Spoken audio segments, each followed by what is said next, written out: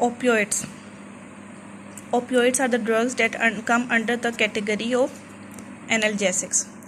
Although they have some other functions as well, लेकिन इनका जो clinically proven role है, they are analgesic, they are pain relievers. Opioids are derived from opium. इनका जो chemical structure है, they are phenylephrine derivatives, 4 or 5 fused rings, so 5 rings होंगी that are fused together. और synthetic opioids that are available are simpler molecules as compared to natural ones.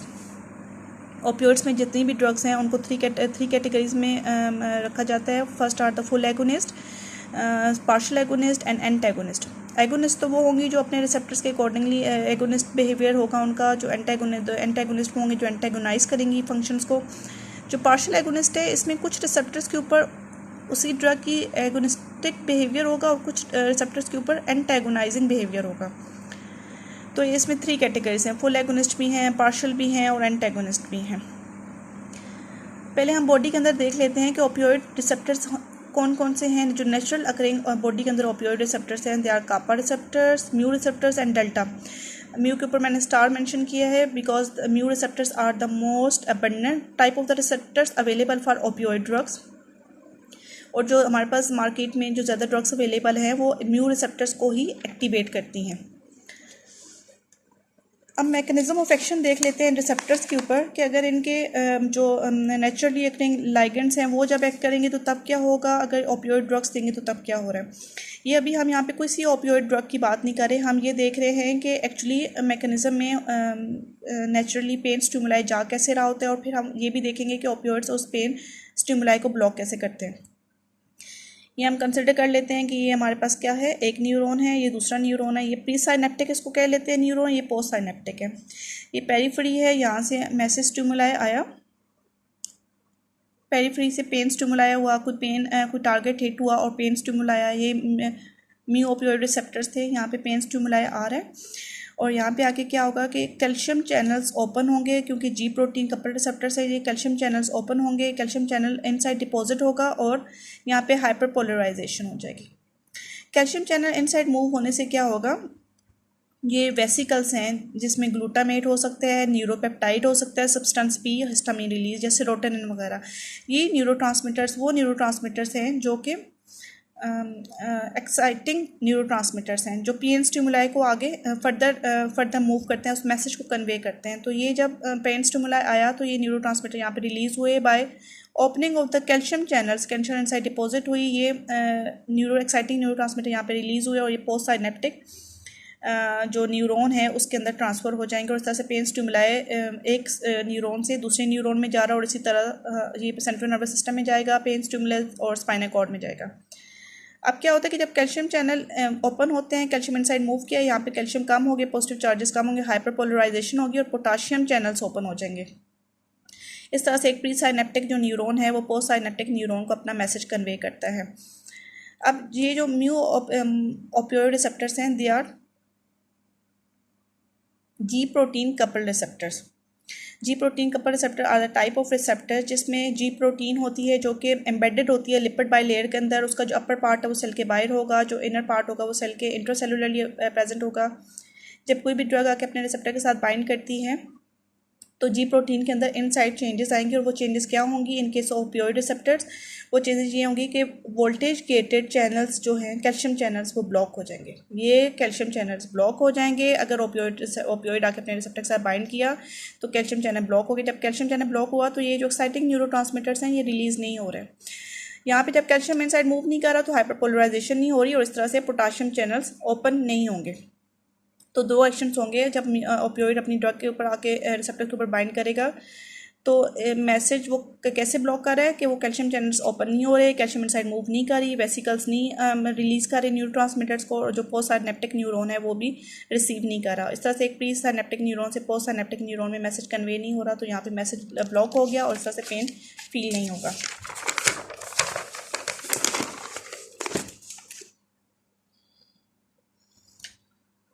अच्छा, either आप एक जो drug है हमने देखा कि ड्रग्स आइदर वो म्यू रिसेप्टर्स के ऊपर उन्होंने बाइंड करना है, आइदर कापा के ऊपर या फिर डेल्टा के ऊपर एक्ट करेंगे. तो हम एक जनरलाइज एक एक्शन देख लेते हैं. ये 5 जनरलाइज एक्शन है जो कोई भी ओपियोइड ड्रग करेगी. उसका हम देख लेते हैं कि अगर वो ड्रग म्यू रिसेप्टर पे बाइंड करी है तो उसकी इंटेंसिटी क्या होगी, कापा पे करती है तो क्या इंटेंसिटी होगी, और डेल्टा पे करेगी तो क्या होगी। लेकिन ओवरऑल जितने भी ओपियोइड रिसेप्टर्स हैं, जैसे कि हमने ओपियोइड रिसेप्टर्स का मैकेनिज्म पढ़ लिया, तो सब ओपियोइड रिसेप्टर्स का ओपियोइड ड्रग्स का सेम रहेगा। इसी तरह से जब हम यहाँ पे एक्शन शीट पढ़ लेंगे तो हमें उसके जो ड्रग्स हैं, जो अवेलेबल ड्रग्स हैं, जो ओपियोइड ड्रग्स अवेलेबल हैं, उनकी हमें इंडिविजुअली कोई भी एक्शन याद करने की ज़रूरत नहीं रहेगी अगर हमें ये 5 एक्शंस याद हो गए तो। फर्स्ट जो एक्शन होगा वो सुप्रास्पाइनल एंड स्पाइनल एनाल्जेसिया है। सुप्रास्पाइनल सेंट्रल नर्वस सिस्टम में एनाल्जेसिया प्रोड्यूस करना है, स्पाइनल कॉर्ड में एनाल्जेसिया प्रोड्यूस करना। सेडेशन, क्योंकि जो सेंट्रल नर्वस सिस्टम है वहाँ पे एक्साइटिंग न्यूरोट्रांसमीटर्स रिलीज नहीं हो रहे, ब्लॉक हो गए हैं, तो वहाँ पे यूफोरिया होगा, सेडेशन होगी, इनहिबिशन ऑफ रेस्पिरेशन का रिफ्लेक्स इनहिबिट हो रहा है, रेस्पिरेटरी रेट कम हो जाएगा, इनहिबिट हो जाएगी। Slowed gastro intestinal transit, gastro intestinal जो मोटिलिटी है वो कम हो रही है, जो इंटेस्टाइनल जो स्मूथ सेल्स है वो रिलैक्स कर रहे हैं, और इस वजह से ओवरऑल गैस्ट्रो इंटेस्टाइनल एक्टिविटी कम हो जाएगी। That's why opioids cause constipation. Modulation of hormone and neurotransmitter release, ये हाई डोजेस पे होगा कि हार्मोन्स की जो को मॉड्यूलेट करेंगी ओपियोइड्स और जो न्यूरोट्रांसमीटर रिलीज है, और ये कौन सी हार्मोन्स हैं यहाँ पे, गोनेडोट्रोपिन हार्मोन्स है और कॉर्टिकोट्रोपिन हार्मोन्स होते हैं जिनको मॉड्यूलेट करते हैं, बट एट हायर डोजेस। अगर तो जो ओपियोइड हमारे पास अवेलेबल है वो म्यू रिसेप्टर्स के ऊपर एक्ट करेगी, तो ये 5 के 5 एक्शंस होंगे जो हमने यहाँ पे पढ़े। स्पाइनल एनाल्जेसिया भी होगा, सेडेशन भी होगी, इनहिबिशन ऑफ रेस्पिरेशन भी होगी, गैस्ट्रोइंटेस्टाइनल ट्रांजिट भी कम हो जाएगा, एंड मॉड्यूलेशन ऑफ हार्मोन भी होगा। अगर तो वो ड्रग कापा रिसेप्टर एक्टिंग है तो फिर क्या होगा कि सुप्रास्पाइनल स्पाइनल एनाल्जेसिया तो होगा, यस, लेकिन सेडेशन नहीं होगी। यहाँ पे एक्साइटरी जो न्यूरोट्रांसमीटर है वो रिलीज होंगे, तो ये जो ड्रग होगी वो कापा रिसेप्टर के ऊपर एक्ट करती है तो साइकोमाइमेटिक एक्शन होगा, सेडेशन नहीं होगी, साइकोमाइमेटिक होगा। और इसी तरह से रेस्पिरेशन इनहिबिट नहीं होती कापा रिसेप्टर्स में, और जो स्लो गैस्ट्रोइंटेस्टाइनल ट्रांजिट सेम रहेगा, ये ड्रग्स भी कॉन्स्टिपेशन कॉज करेंगी। डेल्टा में हम देख लेते हैं, सुप्रास्पाइनल स्पाइनल एनाल्जेसिया तो होगा, सेडेशन नहीं होगी इन रिसेप्टर्स की, अगर कोई ड्रग इस रिसेप्टर के ऊपर बाइंड कर रही है गैस्ट्रोइंटेस्टाइनल ट्रांजिट भी इफेक्ट नहीं होगा, और लेकिन इसमें मॉड्यूलेशन ऑफ हार्मोन्स होंगे। अब मैं आपको बता दूं कि जैसे मैंने पहले कहा कि जो म्यू रिसेप्टर्स हैं they are the most abundant one. अगर हमें म्यू रिसेप्टर का अच्छे से याद है तो एक ड्रग है जो कापा के ऊपर एक्ट करती है, बाकी जो जितनी भी अवेलेबल ड्रग्स हैं वो सारी म्यू रिसेप्टर्स के ऊपर एक्ट करती हैं, और ये सारे जो 5 एक्शंस हैं ये हम आगे देखेंगे कि वो उन ड्रग्स के यूज़ में आएंगे। अब इम्पोर्टेंट ड्रग्स को हम यहाँ डिस्कस कर लेते हैं। सबसे पहले मॉर्फिन है। मॉर्फिन म्यू रिसेप्टर पे एक्ट करती है, स्ट्रॉन्ग एगोनिस्ट है। तो म्यू रिसेप्टर्स के कौन से हमने एक्शन देखे थे, 5 एक्शन देखे थे म्यू रिसेप्टर्स के ऊपर। सुप्रास्पाइनल स्पाइनल एनाल्जेसिया भी कॉज करेगी मॉर्फिन, सेडेशन भी कॉज करेगी क्योंकि म्यू रिसेप्टर के ऊपर एक्ट करती है, रिस्पायरेशन को भी इनहिबिट करेगी, गैस्ट्रोइंटेस्टाइनल ट्रांजिट को भी कम करेगी, और modulation of hormone and neurotransmitter release because it is a strong agonist of mu receptors. Meiosis होगी। अच्छा, जब हम इसका यूज़ देख लेते हैं क्लिनिकली यूज़ क्या होगा, तो डैट इज़ सिंपलर। हमने क्योंकि एक्शंस देख लिए तो हमें पता चल गया कि एनाल्जेसिया होगा, एनाल्जेसिया में यूज़ करते हैं, ट्रीटमेंट ऑफ डायरिया में यूज़ करेंगे क्योंकि ये गैस्ट्रोइंटेस्टाइनल ट्रांजिट को कम कर रही है। रिलीफ ऑफ कफ, क्योंकि कफ रिफ्लेक्स को स्लो कर रही है, इनहिबिशन ऑफ रेस्पिरेशन है तो कफ के लिए यूज़ किया जाता है। Acute pulmonary oedema, acute pulmonary oedema में कैसे इसका यूज़ है कि ये क्योंकि हम कह रहे हैं कि सेंट्रल नर्वस सिस्टम की एक्टिविटी को कम करेगी मॉर्फिन, तो ये होगा कि जो रिस्पायरेशन रेट है वो कम हो रहा है, जो प्री लोड है हार्ट के ऊपर और जो आफ्टर लोड है वो कम हो रहा है, और इस वजह से इसको एक्यूट पल्मोनरी एडीमा में यूज़ किया जाता है। इसके अलावा अगर मायोकार्डियल इन्फेक्शन में पल्मोनरी एडीमा है कि pulmonary oedema is a secondary side effect of myocardial infection, तो वो जो पेन होगा उसको रिलीव करने के लिए और उसके साथ जो एसोसिएटेड पल्मोनरी एडीमा है उसको ट्रीट करने के लिए मॉर्फिन दी जाती है।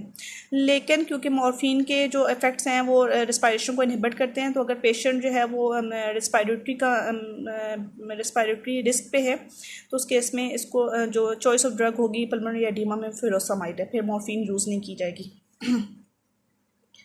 एट हाई डोजेज मॉर्फिन क्या करेगी, ब्रेडिकार्डिया कॉज करेगी, हार्ट रेट क्योंकि आफ्टर लोड है प्री लोड कम हो रहा है, हाइपोटेंशन हो सकती है, जो कॉमन साइड इफेक्ट्स है नोजिया वॉमिटिंग होगी, और जो कॉन्स्टिपेशन है definitely because it slows gastrointestinal transit, तो कॉन्स्टिपेशन जो है वो मेजर साइड इफेक्ट है of all of the opioids, तो ये सेम रहेगा सब ओपियोइड्स के साथ। नेक्स्ट हम देख लेते हैं मेफ्रीडीन। अब मेफ्रीडीन म्यू एंड कापा दोनों के ऊपर एक्ट करती है। म्यू के ऊपर इसके कम इफेक्ट्स हैं, कापा के ऊपर ज़्यादा हैं। तो कापा रिसेप्टर्स में हमने देखा था साइकोमाइमेटिक, ब्रेन एक्टिविटी इन्हांस हो रही है। जब ब्रेन एक्टिविटी इन्हांस होगी तो क्या होगा, एंग्जाइटी होगी, ट्रिमर्स होंगे, मसल ट्विचेस होंगे, कन्वर्जेंस, क्योंकि न्यूरो जो ट्रांसमीटर्स हैं, जो एक्साइटिंग न्यूरो ट्रांसमीटर्स हैं वो ज़्यादा रिलीज हो रहे हैं और ओवरऑल इफेक्ट क्या होगा, साइकोमाइमेटिक, तो ट्रिमर्स होंगे, मसल ट्विचेस होंगे, कन्वर्जेंस होंगे। तो इसके ऑपोजिट इफेक्ट्स हैं as compared to other opioids, सिर्फ मेफ्रीडीन के साथ है। नेक्स्ट है methadone. Methadone is a synthetic one और ये सिमिलर है टू मॉर्फिन। तो सिमिलर है मॉर्फिन, तो सारे उसके एक्शन मॉर्फिन वाले होंगे, इम्यून रिसेप्टर्स के ऊपर एक्ट करेगी, सारे वही एक्शन शो करेगी।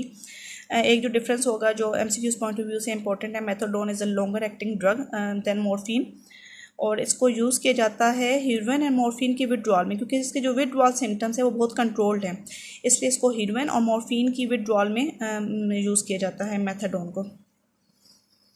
नेक्स्ट काम तक फेंटानिल, सल्फेंटानिल, अल्फेंटानिल, रेमीफेंटानिल। अच्छा, ये जो सारी जो चार हमने ड्रग्स यहाँ पे देखी, ये सारी शॉर्ट एक्टिंग ड्रग्स हैं, नहीं सॉरी, ये जो चारों ड्रग्स हैं, ये जो कैटेगरी है इसमें जो फेंटानिल है ये मॉर्फिन से बस सेम इसकी एक्टिविटी है टू मॉर्फिन, लेकिन इसकी जो पोटेंसी है वो 100 फोल्ड इन्हांस्ड है देन मॉर्फिन। जो सल्फेंटानिल है वो फेंटानिल से भी ज़्यादा पोटेंट है।